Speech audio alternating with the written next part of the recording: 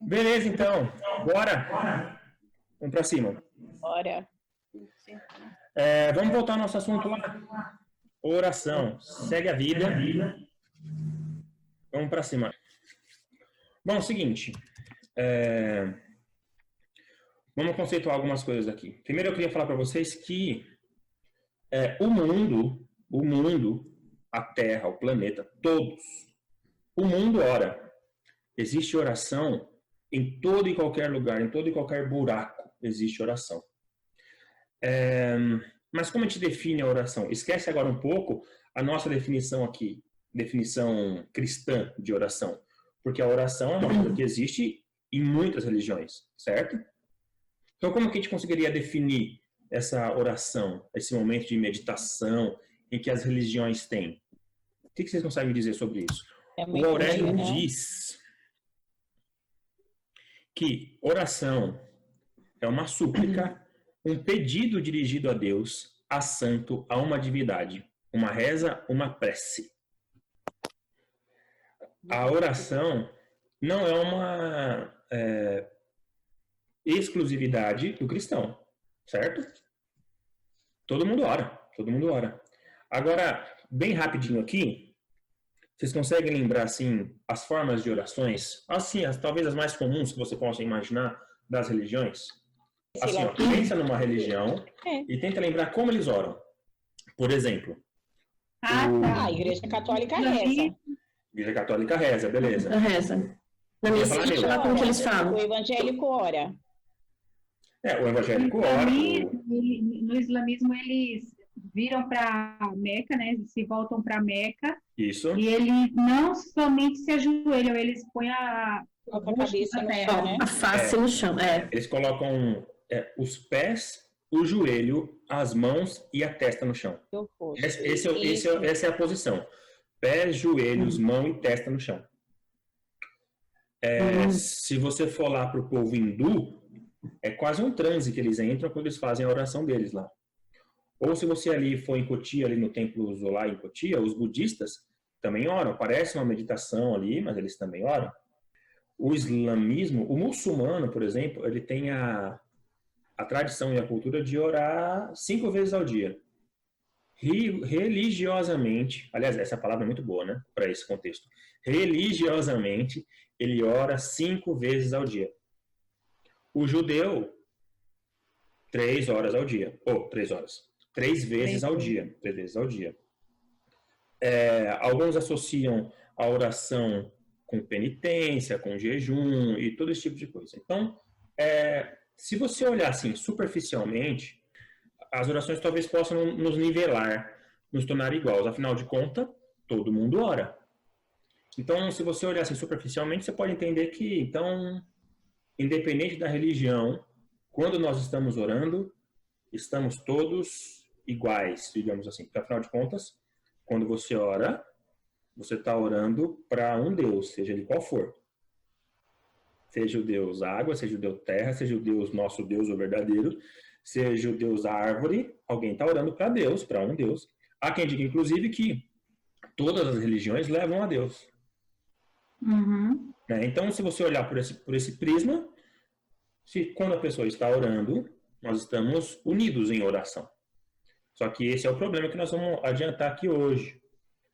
Por mais parecidas que as coisas sejam, por mais parecida que as orações sejam.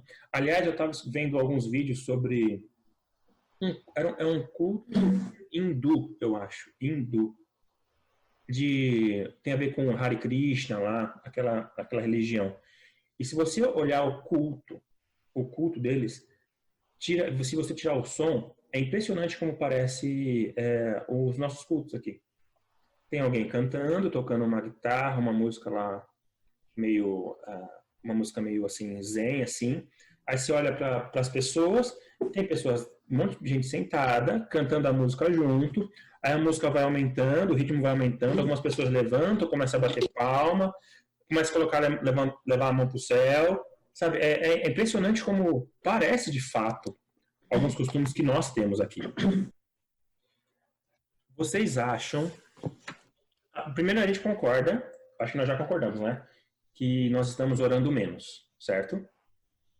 Estamos orando menos. Aí, eu acho que, eu estava pensando aqui em algumas explicações para isso. Quando eu digo nós é da sociedade cristã, de uma maneira geral, estar orando menos. E acontece o seguinte, o que era a oração? Para que a oração ela era, antes dessa era pós-moderna que nós estamos vivendo, a oração ela era usada para tentar controlar os fenômenos da natureza. Consegue entender isso?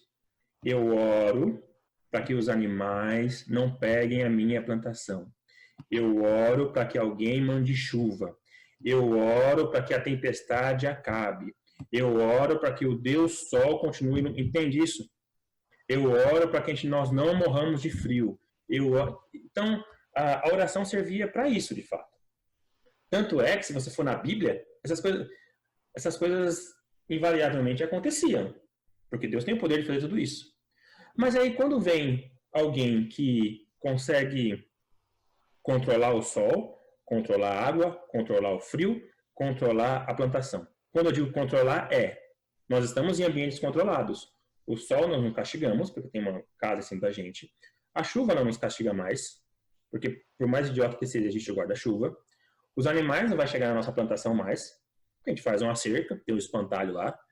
Então, se eu já consigo proteger-me desses fenômenos naturais, nem a tempestade mais, de certa forma, quando eu estiver ou no céu não, né? Na época não tinha avião. Mas estiver com um barco, num barquinho lá, não vai me afligir mais, porque hoje os barcos, os navios, aguentam todo esse tipo de coisa, certo? Então, se eu não preciso mais disso, eu posso entender que o motivo da oração acabou. Porque eu não preciso mais orar para que Deus segure a chuva ou segure o sol. Eu já tenho guarda-chuva e já tenho a sombrinha. Então, alguns vão entender, a oração, ela tende a acabar, porque eu não preciso mais disso. Aí chegou uma nova onda da oração. A onda de que, não, a oração não serve para isso. A oração serve para que você tenha um autoconhecimento. A oração serve para que você se sinta em paz. A oração serve para uma paz interior, para você se conhecer. E, de fato, a oração faz isso. Mas se for só para isso, na época dos filósofos, se você ler as sabedorias dos filósofos, todas elas ajudam a gente a fazer isso. Ajuda o nosso autoconhecimento, ajuda a paz interior, ajuda a gente ficar centradinho. Os filósofos pregavam isso. Aliás, se você fizer uma aula de yoga, é exatamente isso que eles pregam. Pregam entre aspas, né? Que eles ensinam o autoconhecimento. Tem uma nova agora, um curso que a Viviane fez, chama... Como é que chama aquele curso, esposa? Mindfulness. Isso, mindfulness. Mindfulness, que é a concentração total. Concentração total no agora. Você se concentrar totalmente, você fica centrado. Então, peraí.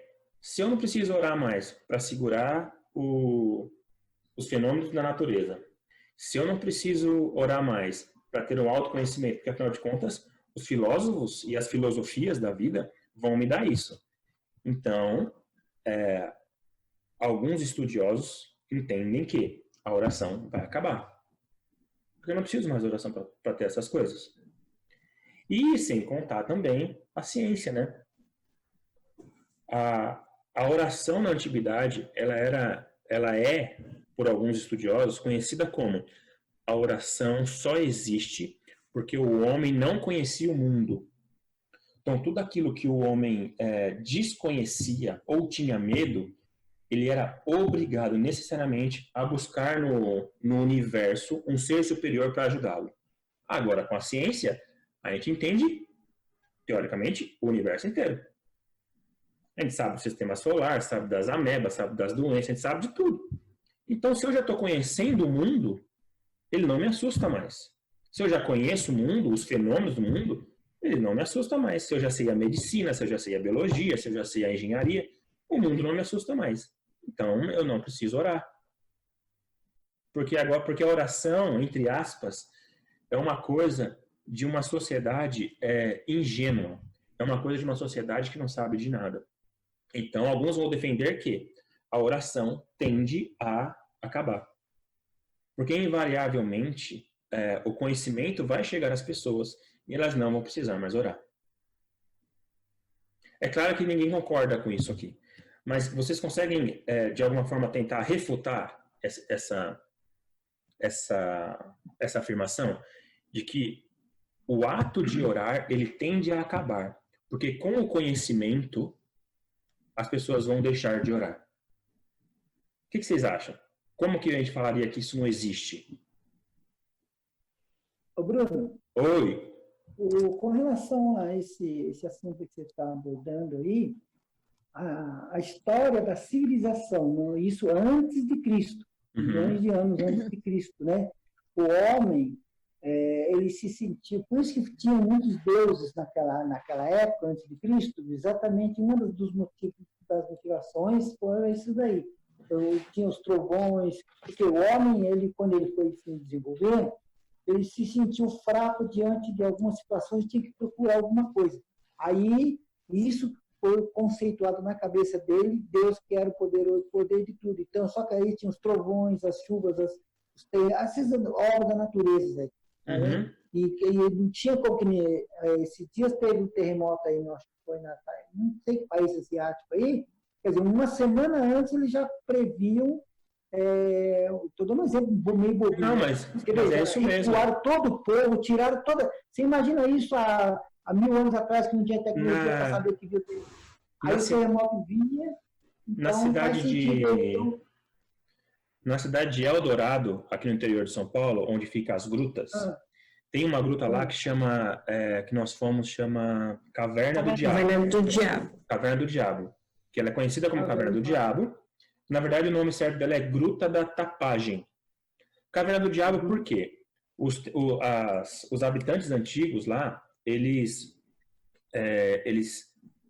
colocavam comida na beira da gruta e iam e saíam. Quando eles voltavam, não tinha mais nada lá. Aí eles entenderam que é um bicho, um animal, o diabo, que vai lá, comia a comida e ia embora. Então eles colocavam todo dia lá comida lá para o diabo não atacar ninguém. Ou provavelmente era um bicho que ia lá. Aí ficou conhecido assim, certo? Só que pensa o pensamento dessas pessoas há muito tempo atrás. Hoje, pra gente, primeiramente, a gente vai deduzir. Foi um bicho. Mas para aquele povo lá, não. Então, com certeza, eles faziam as suas orações lá, pedindo para que esse diabo aí não chegue até aqui. Mas, às vezes, é um animal, um bicho. Às vezes, não, provavelmente era. E quando eles chegaram agora sim, nós, né? Nós chegamos nessa conclusão, ou nesse conhecimento de que foi um bicho, eu não preciso orar, eu preciso desviar do bicho. Entendeu? Eu subo numa árvore. Ou eu pego uma pedra, uma lança e dou no bucho do bicho. Eu não preciso mais de oração. Essa é Põe uma câmera lá, e filma ele e sabe até dar todos os detalhes. Então, eu sei onde ele vive, o que ele come, como ele se reproduz, esse tipo de coisa. A teoria de oração aí, eu entendi, na realidade, assim, que realmente vai chegar um ponto que as pessoas não vão precisar mais, porque, na realidade, muitas pessoas só oram porque precisam. Muitas pessoas só vão à igreja porque precisam. Ok. E elas sentem que precisam. O dia que elas... Pode ver que a maioria das pessoas, quando a situação está boa, ela está desempregada, ela está na igreja. Ela arrumou um emprego, melhorou um pouquinho, ela se afasta um pouco da igreja. E assim vai. É aí que eu quero chegar. Porque, teoricamente, nós podemos chegar num estágio em que eu não preciso de nada. Aliás, assim, eu não quero parecer sabichão aqui, talvez esse seja um dos motivos que as pessoas ou a igreja têm orado menos, porque teoricamente a gente não tem medo mais de nada, a gente não tem o conhecimento, a gente sabe que o raio é raio, a gente sabe que a chuva é chuva, a gente sabe se hoje, meio-dia, o sol escurecer, a gente sabe do eclipse, sabe? Se o chão tremer, a gente sabe do terremoto, que provavelmente nós vamos saber disso até antes. O que nós estamos passando agora do coronavírus, apesar de todo mundo estar em casa, comendo, mas todo mundo sabe o que é. sabe o que é e sabe o que tem que Sabe ser como feito. passa? A vacina, como passa esse raio que o parto aí todo. Então, se eu não preciso de nada disso, mas concluindo, só tem um problema nessa questão aí. Um problema não, que é a resposta que eu estou me dando com relação a isso. A oração, é aí que está a preciosidade. E foi o que eu aprendi. Ela não é pedir, né, Bruno? É que as pessoas assimilam a oração só com pedir, pedir, pedir. Oração não é você agradecer a Deus, louvar a Deus, e para isso você não precisa estar doente, necessitando, nem nada. Você tem que gerar e agradecer a Deus pela existência, pela vida, por tudo, entendeu? E não, olha, eu quero, né? Eu vou falar uma frase meio besta para vocês, assim, que graças a Deus que nós passamos dificuldade. Graças a Deus que a gente tem motivo de oração. Porque se a gente não tivesse, ia ser mais difícil. Agora vamos lá. Qual que é a questão? A questão é que a oração não vem de nós. A oração não vem da gente. Sabe? A oração, ela é uma resposta do que está na gente. Então a oração não vai acabar. Por que a oração não vai acabar? Enquanto o Espírito Santo estiver habitando nas pessoas, nos homens, a oração não vai acabar. Porque o homem anseia pelo divino. O homem anseia por uma coisa que ele não entende. Por isso existe a oração. A oração é uma reação daquilo que está na gente. Isso que eu achei muito bonito. Então, beleza, busca aí. Romanos 11:36. E, Nilane, se você puder, 1 João 4:19. É interessante a gente perceber como que as pessoas, ou as religiões, ou as doutrinas, dá o nome que vocês quiserem, eles se relacionam com Deus. Qual Deus? O Deus deles. Você pode colocar como Deus nosso também, no nosso caso aqui. Eu quero dizer o seguinte, alguns vão se relacionar com um Deus distante, muito distante, absolutamente distante. Outros vão relacionar com Deus pertinho, um Deus presente, um Deus que está do nosso lado, que provavelmente deve ser o nosso caso. Outros vão se relacionar com Deus achando que no ápice do relacionamento, no ápice da oração, no ápice do trânsito, eles vão conseguir se transformar com Deus, entendeu? Através da oração, através da espiritualidade, as pessoas se unirão com Deus. Eles e Deus Romanos, o que, Bruno? Romanos 11? Romanos 11:36. O hinduísmo, por exemplo, eles costumam, acho que foi Dalai Lama que falou, alguma coisa assim, ou budista, não sei. Eles dizem que quando eles estão em meio da oração, em meio à meditação, e isso chega numa profundidade, um trânsito tão grande, que eles não oram mais para Deus, porque eles mesmos agora eles são Deus, porque eles se uniram com Deus. Então eles não oram mais para Deus. Quando eles estão ligados ali, eu estou falando comigo mesmo, porque eu sou um com o Deus meu, ou seja, eu sou Deus. Deu para entender isso? Que no ápice da oração, eles se fundem com Deus. Eles se tornam um com Deus. E agora eles não oram mais para Deus. Eles falam com eles mesmos. Então é interessante você perceber essas relações em que as pessoas ou as religiões têm com a igreja. Isso para a gente parece um absurdo em algumas vezes. Mas nem tanto. Por exemplo, quando alguém ora e você percebe que a oração está falando de um Deus tão distante, tão longínquo, isso também não está certo, porque Deus está pertinho. Ronilda, leia, por favor. Porque dele, e por ele, e para ele são todas as coisas. Glória, pois a ele eternamente. Amém. Amém. Tudo, inclusive a oração, veio dele, por meio dele, e é para ele.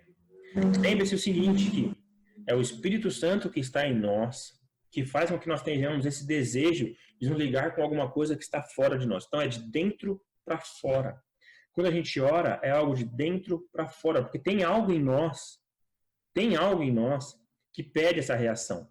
Mesmo a gente sem entender. Mesmo quando as pessoas não tiveram encontro com Cristo de fato, eles têm uma ânsia dentro dela, uma fome por alguma coisa que elas não conseguem entender, que a gente preenche conversando com Deus.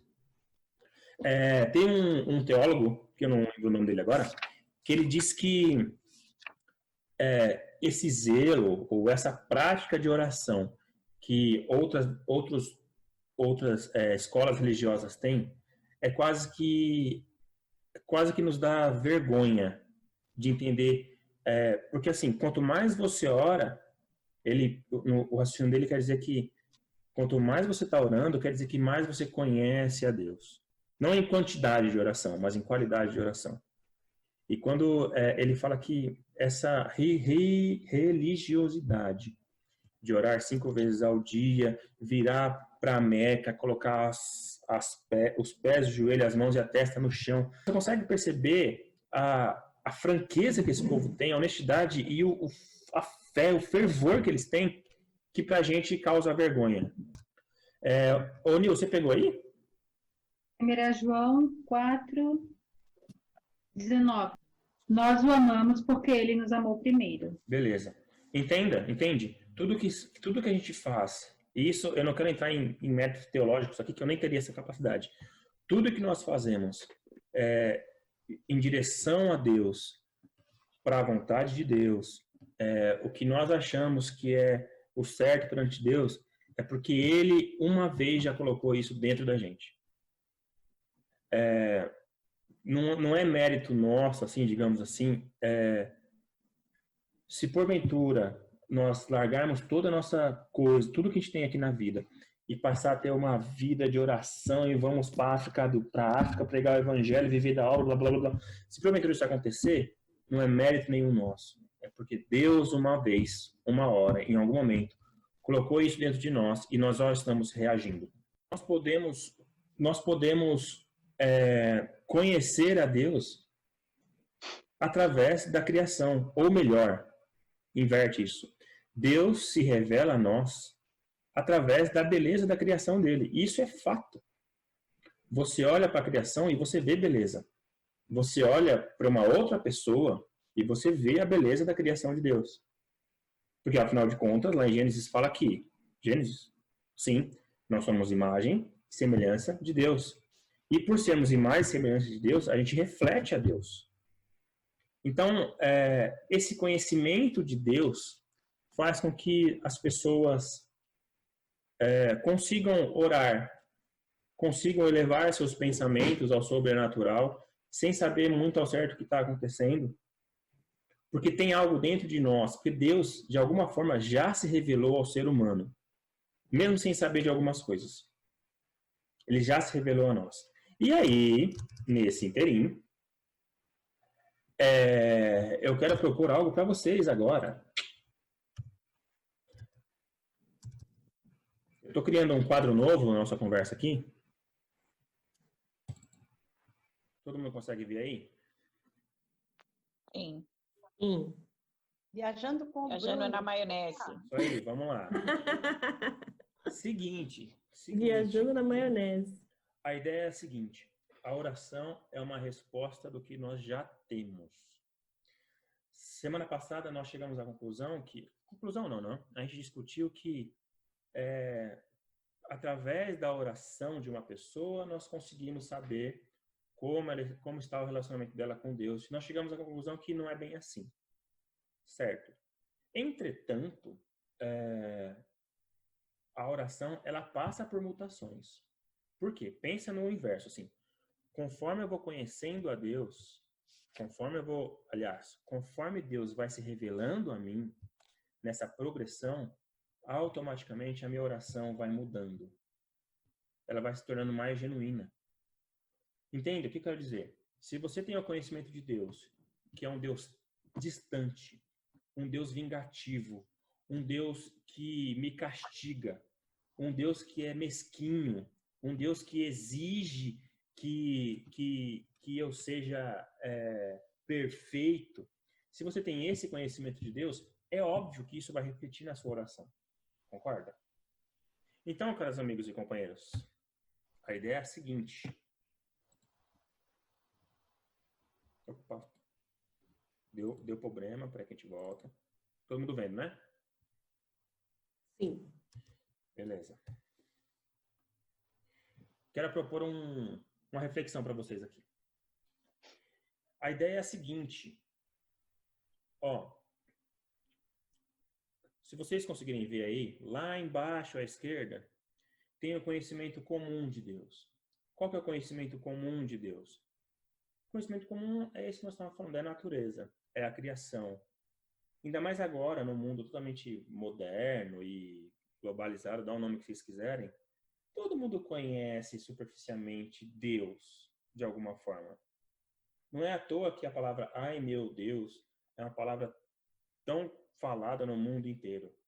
Oh my God, Deus que me perdoe, só Jesus na causa, misericórdia. São tudo expressões que até os ateus falam. Porque, de fato, existe o conhecimento geral de Deus.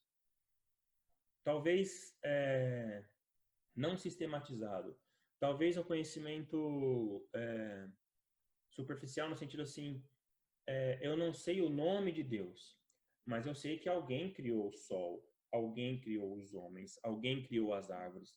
E esse alguém que criou, eu tenho esse conhecimento comum.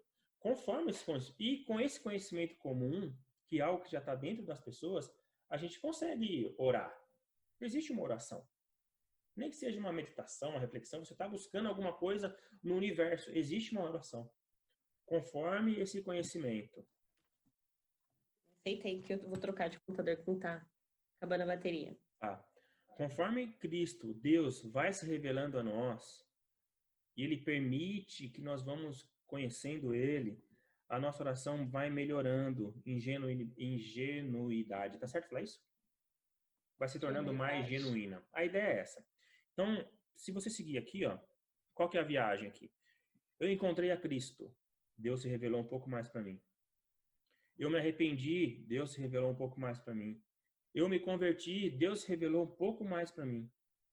E talvez aqui, ó, nesse ponto aqui, quando eu digo viajando junto comigo, é para viajar mesmo, tá? Essa sistemática aqui veio da minha cabeça doida aqui. Talvez aqui nesse ponto de conversão é onde tá a massa da galera. Só que aí, se eu quiser, Deus se revela mais, Deus se revela mais, Deus se revela mais. Até quando? Até o dia que nós nos encontrarmos, a gente vai saber a plenitude. Porque hoje nós conhecemos em parte. E nessa revelação de Deus aqui para nós, que Ele nos deixa e se faz conhecido para nós, a nossa oração ingenuidade. Nossa oração genuína vai melhorando. Isso aqui é meio óbvio para a gente. Qual que é a ideia aqui? Que o contrário também é verdade. Que se alguém conhece Deus equivocadamente, a oração vai ficando distante. Vai ficando muito distante. Muito distante. Eu tenho aqui, ó, o senso comum que nós já falamos. As pessoas oram. Aí eu quase encontrei a Cristo. Eu acho que me arrependi. Acho que me converti. Aí aqui para baixo descamba, né? Eu tô me achando, ainda me achando. Eu acho que eu tô abafando. Eu sou o cara. Entende, ó? Quando você e o conhecimento de Deus, ó, continua aqui, ó. Isso aqui, gente, isso é uma verdade, sabe? As pessoas acham que estão conhecendo a Deus.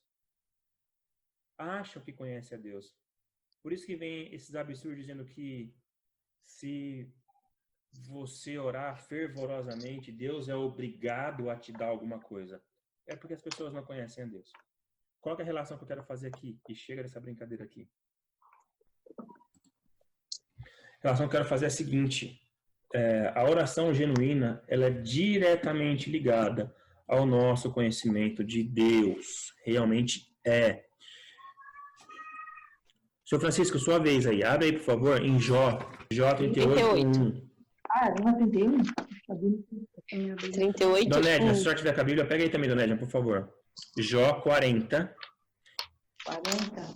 Já abri. Nil, se Tá você bom. puder, Jó 42.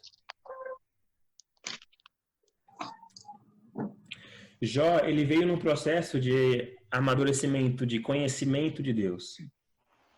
E, consequentemente, ele veio no processo de amadurecimento de oração. Tanto que lá no finalzinho a gente sabe que Deus só salvou os amigos dele porque Jó orou Ele por que orou. eles. Jó 38, versículo 1, seu Francisco, por favor. O Senhor fala. Então o Senhor respondeu a Jó do meio da tempestade e disse: quem é esse que obscurece o meu conselho com palavras sem conhecimento? É Só um. quase Jó, um. nesse momento, ele estava discutindo com Deus. Se não me engano, é a passagem que Jó amaldiçoou o dia que ele O nasceu. dia que ele nasceu. Jó não estava conseguindo e não consegue aceitar o que estava acontecendo. Aí Deus aparece e fala: Jó, me conhece um pouco mais aqui, Jó. Quem você acha que é você? Enfim, quem você acha que eu sou? Aí Deus aparece para ele, Deus se revela a Jó. 40, de 3 a 5, Ronilda, por favor. Jó 40, do versículo 3 ao versículo 5. Era minha mãe, né? Oh, perdão. Desculpa, né? Edna. Pode ser? Pode, 40, do 3 até o 5. Então Jó respondeu ao Senhor e disse: eis que sou vil, que te responderia eu? A minha mão ponho na minha boca. Uma vez tenho falado e não replicarei, ou ainda 2 vezes, porém não perseguirei. Jó entendeu aqui e falou: Deus, entendi. Eu me arrependo do que eu pedi, me arrependo do que eu pensava, me arrependo de tudo isso, eu entendi. Não vou repetir, Jó falou. Não vou repetir. Esse processo de conhecimento de Deus e processo de amadurecimento de oração, ele é irreversível. O conhecimento de Deus que você tem, ele é irreversível. Eu não estou falando que você não pode se perder, não é isso. Mas o que você conheceu de Deus, você não consegue esquecer. E por fim, Jó 42, Nilaine, do versículo 1 até o versículo 6, por favor. Então respondeu Ali ou eu? Nilaine. Então respondeu Jó ao Senhor e disse: bem sei eu que tudo podes, e nenhum dos teus pensamentos pode ser impedido. Quem é aquele, dizes tu, que sem conhecimento encobre o conselho? Por isso falei do que não entendia, coisas que para mim eram maravilhosíssimas e que eu não compreendia. Puxa, lê esse de novo, lê esse versículo de novo. Quem é aquele, dizes tu, que sem conhecimento encobre o conselho? Por isso falei do que não entendia, Nossa. coisas que para mim eram maravilhosíssimas e que eu não compreendia. Escuta-me, pois, e eu falarei, eu te perguntarei e tu ensina-me. Como ouvir dos meus ouvidos ouvi, mas agora te veem os meus olhos. Por isso me abomino e me arrependo no pó e na cinza. Nossa, louco isso. É linda essa passagem. É É lindo. sensacional, sabe? Jó falando. Olha que louco isso. Jó se arrependendo do que ele tinha falado, do que ele tinha orado. Que as orações de Jó, inclusive, elas são lindas, a palavra certa é legal, elas são reais, elas são legítimas. Sabe, Jó, diante de Deus, legitimamente, a gente entende assim, ele brigava com Deus, ele reclamava com Deus, Deus, o que está acontecendo? De forma legítima, que nós somos Jó. Aí Jó fala, ele se arrepende do que ele falava, assim, eu falei do que eu não sabia. E assim, desculpa a expressão, ele fala, desculpa aí, Deus, falei do que eu não sabia.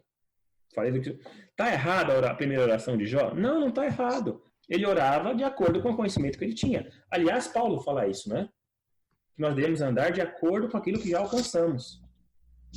E esse processo de amadurecimento de Jó, da revelação de Deus a Jó e da oração de Jó é algo sensacional. Eu acho isso lindo assim, de ver, de fato, de entender essa história.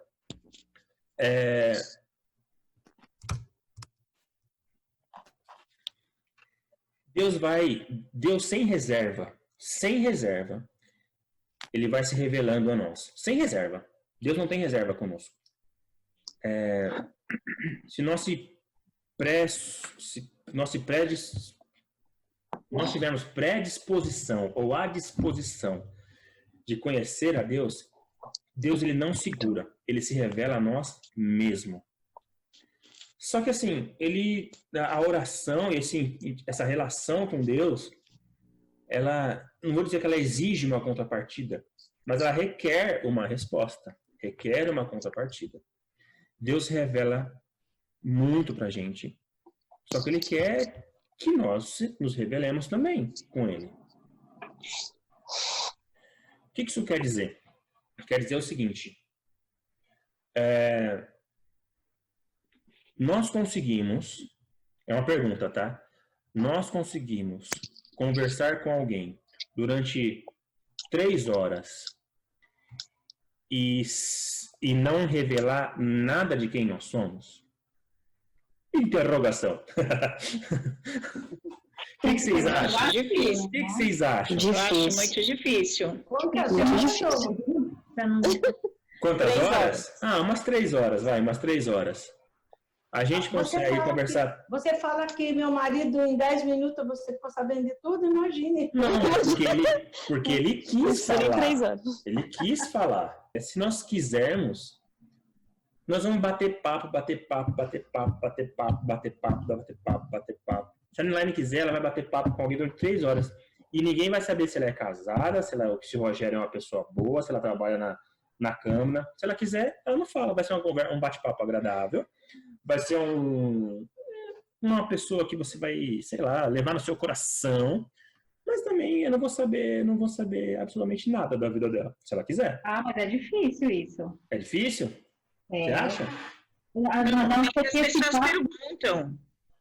Normalmente as pessoas perguntam as coisas mais importantes, tipo, você é casada? E por aí vai. A não ser que você fale de outras pessoas, você fale de novela, de filme, aí você acaba não falando de você. Mesmo assim, quando você emite uma opinião, você está falando de você. Sim, concordo. Sabe, as suas posições, o jeito que você se porta com relação às coisas, você fala de você, concordo. Agora, sim, talvez involuntariamente, eu achava que não. Mas é que eu não sou muito de conversar, então. Mas você, involuntariamente, a pessoa acaba absorvendo quem você é num bate-papo aí de 3 horas. Ok. Mas profundidade é só se você quiser. Não, profundidade não. Profundidade é só se você quiser. Mas as coisas básicas você consegue, minha opinião, você consegue. Eu entregava tudo em 10 minutos. Por que o senhor está falando isso? Porque o senhor se predispôs a revelar as coisas, a se revelar. Quando eu digo se revelar, é fazer-se conhecer. Essa relação de querer se revelar, por quê? A gente fica assim a gente senta no argumento, nós temos uma maneira de que Deus me conhece mais do que eu mesmo. É verdade? Mas eu não sei te dizer, não consigo te explicar agora, ou talvez nunca, o porquê. Mas ele quer que você se mostre para ele. Ele não quer o seu currículo ele sabe. Ele quer que, olha que coisa doida isso. Ele quer que você coloque as suas neuras diante dele, as suas preocupações, as suas raivas, as suas frustrações diante dele, para ele fazer que você se conheça melhor. Entende isso? Deus se revela a nós, mas nós também temos que nos revelar a ele. Isso tem que acontecer.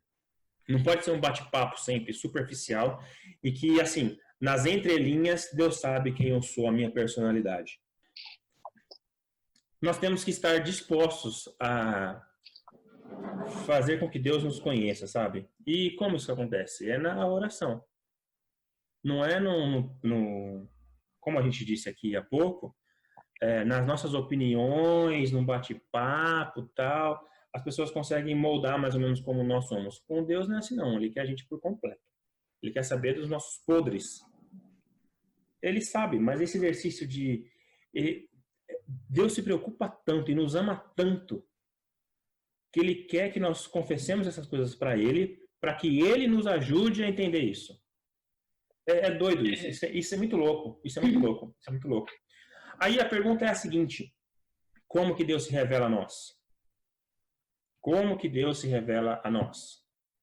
Responde aí alguém, por favor. Pela palavra.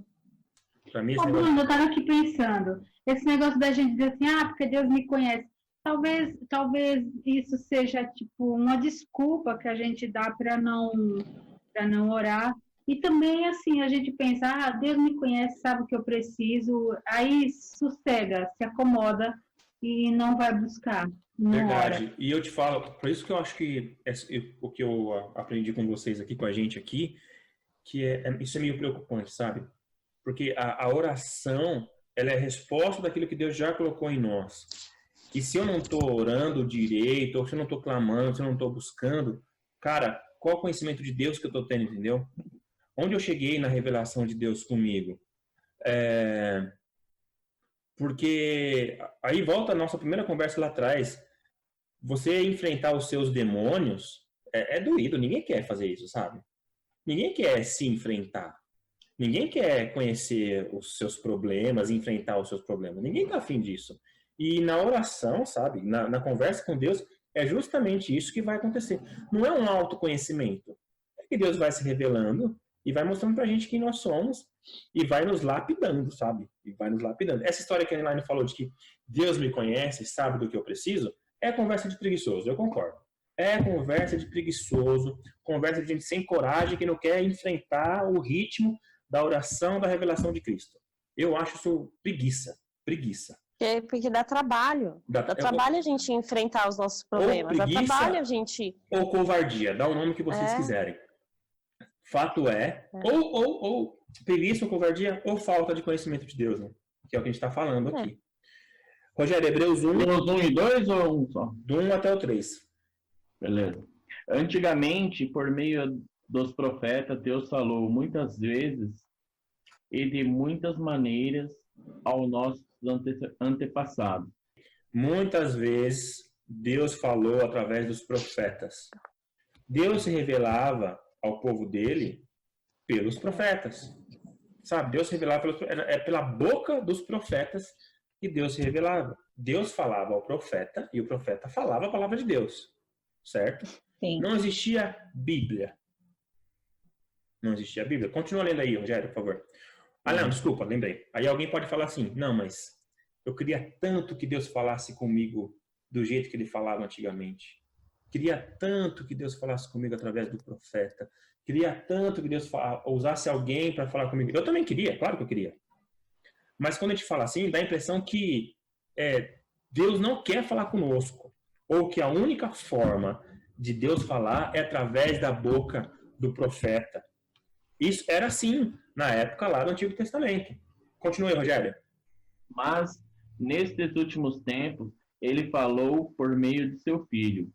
Foi ele quem Deus escolheu para possuir todas as coisas e foi por meio dele que Deus criou o universo. O Filho brilha com o brilho da glória de Deus e é perfeita esperança do próprio Deus. Ele sustenta o universo com a sua palavra poderosa. E depois de ter purificado os seres humanos dos seus pecados, sentou-se no céu ao lado direito de Deus, o Todo-Poderoso. Essa palavra, Ronildo, esse texto, ele não fala que... Aliás, eu entendo assim, tá? Ele não diz que os profetas acabaram. Ele não diz que as profecias acabaram.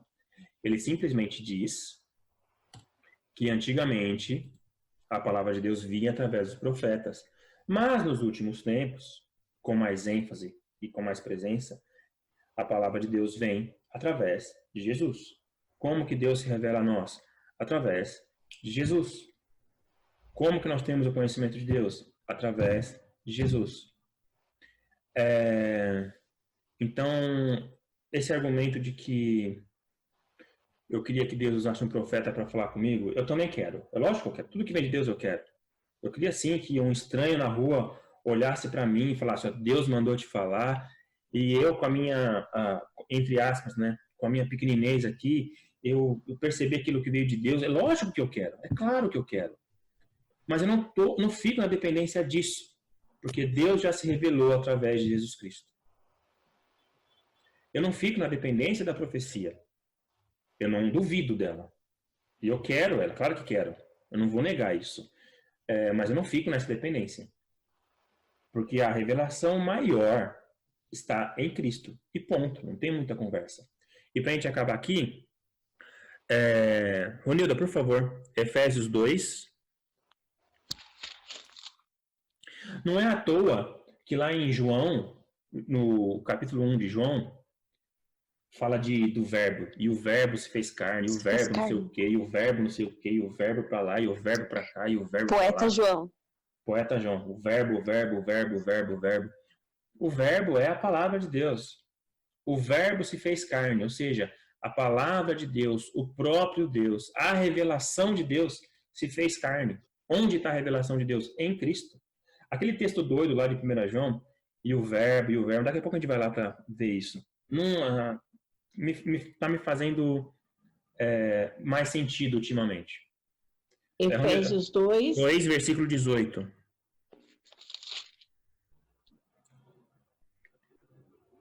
Porque por ele ambos temos acesso ao Pai e em um mesmo Espírito. Ponto. É Cristo, é o Espírito Santo e ponto. Vamos lá para acabar? Vamos para João? João 1, do versículo 1 até o versículo 14. 14. No princípio era o verbo, e o verbo estava com Deus, e o verbo era Deus. Rony Rogério? Desde o princípio, a palavra estava com Deus.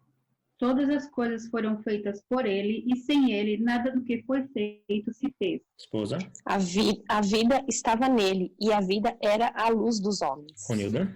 E a luz resplandece nas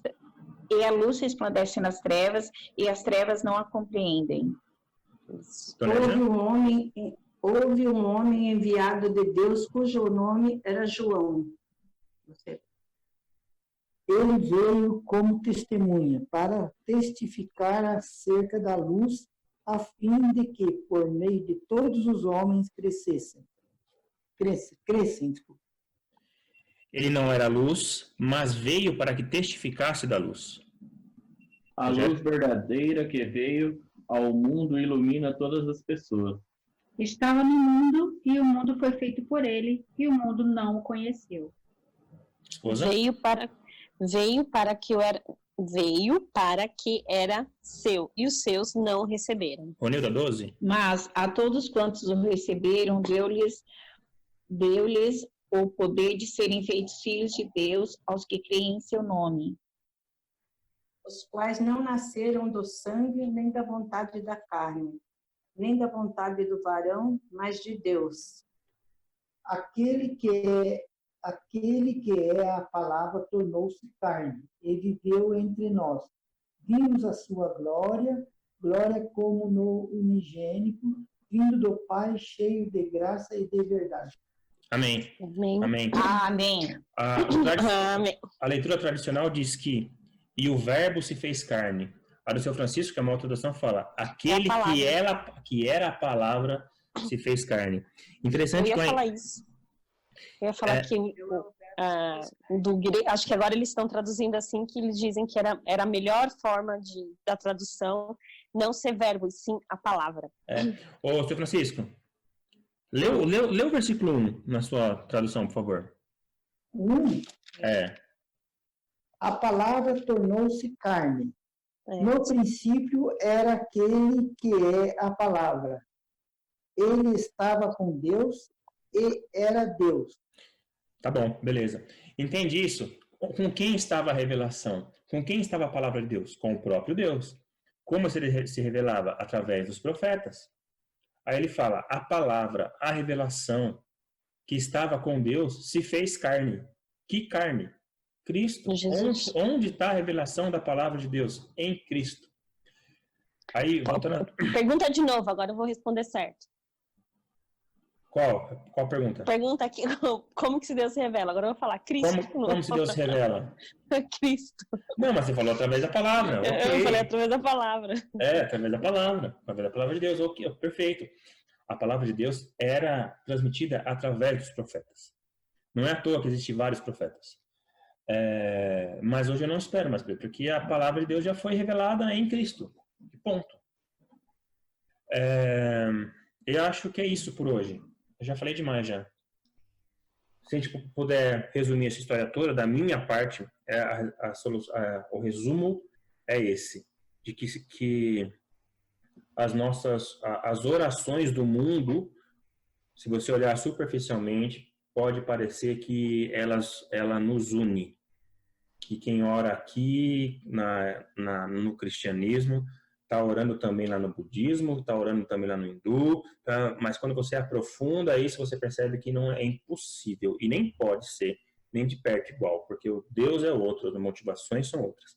E que a revelação de Deus que está em nós, sabe, em nós, que faz com que a nossa oração seja uma oração reativa. A gente ora porque Deus já falou conosco uma vez. E que essa revelação, se nós quisermos, ela é progressiva, e vai nos moldando do jeito que a gente quiser. A gente quiser não, né? Do jeito que Ele quiser. Eu gostei muito desse exemplo de Jó. Nenhuma oração de Jó era errada. Nenhuma oração de Jó foi mal feita. A gente sempre fala que Jó orou de forma legítima, sabe?